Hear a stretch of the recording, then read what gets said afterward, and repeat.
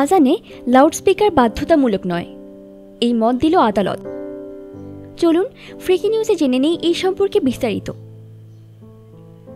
আজানের শব্দে ঘুম ভাঙা নিয়ে টুইট করে বিতর্কে কেন্দ্রে এসেছিলেন গায়ক সোনু নিগম। রীতিমতো ফতোয়া জারি হয়েছিল তার বিরুদ্ধে। জবাব দিয়ে নিজেই মাথা কামিয়েছিলেন সোনু। এবার তার মন্তব্যকে সমর্থন করল পাঞ্জাব ও হরিয়ানা হাইকোর্ট। আদালতের পর্যবেক্ষণ, আজান ইসলামের অঙ্গ, কিন্তু তার জন্য লাউডস্পিকার বাজানো বাধ্যতামূলক নয়। কোনোভাবেই তা ইসলামিক রীতির মধ্যে পড়ে না। টুইটের কারণেই সোনুর বিরুদ্ধে একটি মামলা দায়ের হয়েছিল। অভিযোগকারী আস মোহাম্মদের দাবি ছিল টুইটে গুন্ডাগার্দি শব্দের ব্যবহার অপমানজনক। সোনুর টুইট ধর্মীয় ভাবাবেগে আঘাত করেছে বলেও দাবি করা হয়েছিল এই অভিযোগে। সেই অভিযোগের ভিত্তিতেই রায় দিতে গিয়ে বিচারপতি MMS বেদি জানান, পুরো অভিযোগটাই সস্তা প্রচার পাওয়ার জন্য করা হয়েছে।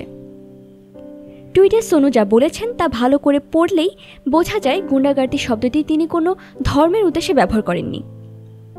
কখনোই তা আজান সম্পর্কিত নয়, বরং লাউডস্পিকার ও অ্যাম্পলিফায়ার ব্যবহারের বিরুদ্ধেই।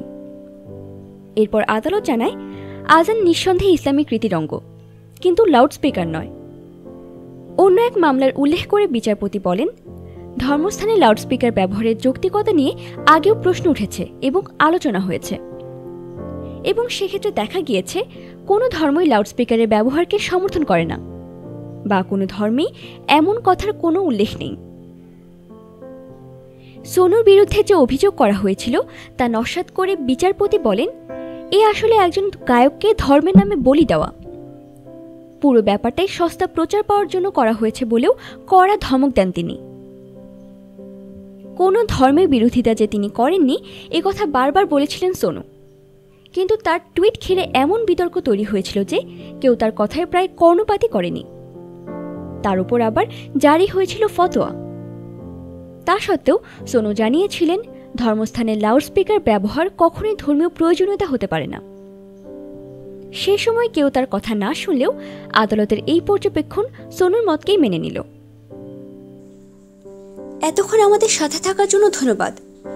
আমাদের পরবর্তী আপডেট পেতে ফ্রিকি নিউজ চ্যানেলটি সাবস্ক্রাইব করে আমাদের সাথেই থাকুন।